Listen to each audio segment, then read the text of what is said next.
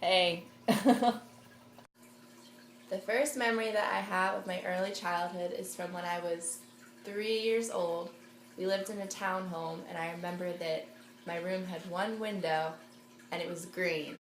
My family had cats, and I was allergic to them, so they had to put a screen on my door so the cats wouldn't get near my crib.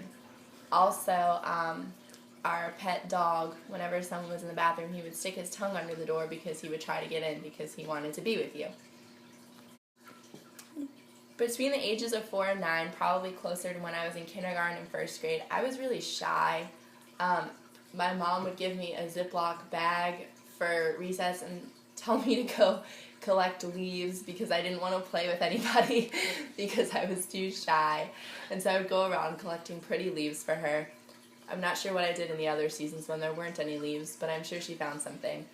I was also really shy when I got dropped off places.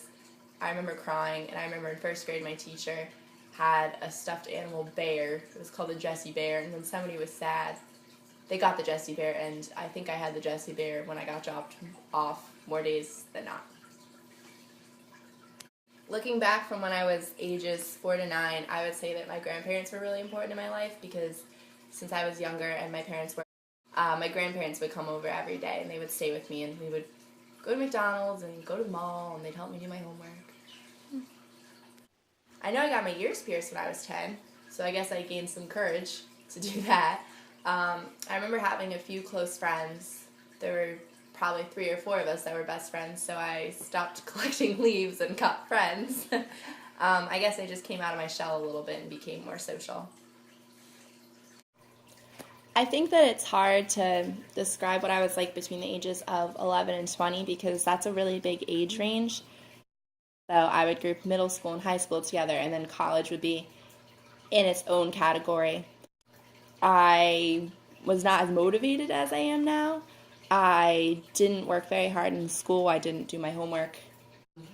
Even stuff like getting food, you don't have somebody who makes dinner for you and puts it on the table. You actually have to take a walk to the dining hall and go grocery shopping and do more stuff for yourself on your own. I think the most significant change since I've been 20 years old, which I'm only 21 now, so it's been a year, is, I guess, independence and self-motivation, especially since I'm really into the last years of my major in college. I've learned that ultimately I have to take things on myself to do them, and it's a reflection of me and my professionalism. I think the most significant changes environmentally, it's been surrounding myself with people who do the same things as I do. Like every day now, I go to my internship at an elementary school and I teach students, and the people that I'm around are also teachers or colleagues, other interns, or are professors of education. So I think that as my internal motivation increases, it can be attributed to that change in my environment. Thinking about my own development, I think that it's been a combination of me changing on my own and events changing me. I think that as a person, I've just grown and matured developmentally, socially, academically, in all those different areas.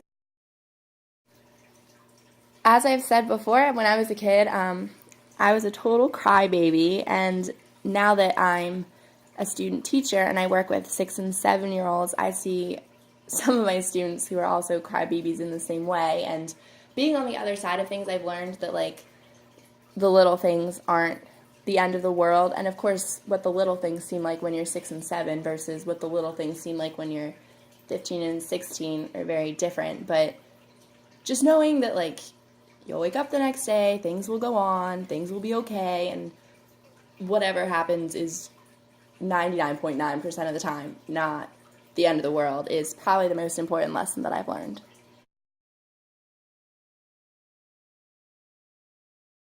Another embarrassing story I have, I could go on all day with embarrassing stories about myself, is I must have been like 5, 6, the age where you don't get embarrassed very easily until other people start pointing things out.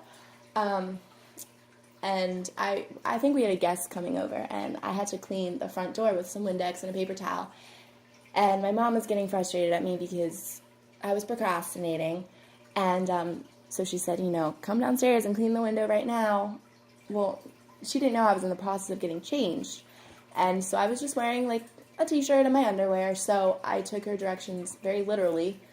Wasn't thinking about what I was wearing. I came downstairs and started cleaning the clear glass door in my underwear. And I didn't notice. An embarrassing story. As I said before, my grandparents were the ones who, when I was younger, they came over and took care of me, and I had to have been like in preschool. I remember my grandma, we were doing this video. It was about like, I'm a super duper pooper, which you can infer on your own what that was about. And there was a sticker that came with the video, and I remember letting my grandma wear it, and she didn't think anything of it until we went to the grocery store. And even then, she still didn't think anything of it. We were walking around the grocery store, and people were laughing and pointing it out, and she had no idea. So that was, for me, it was hilarious. I don't know about for her, but that was probably one of the funniest moments of my childhood. Peace out.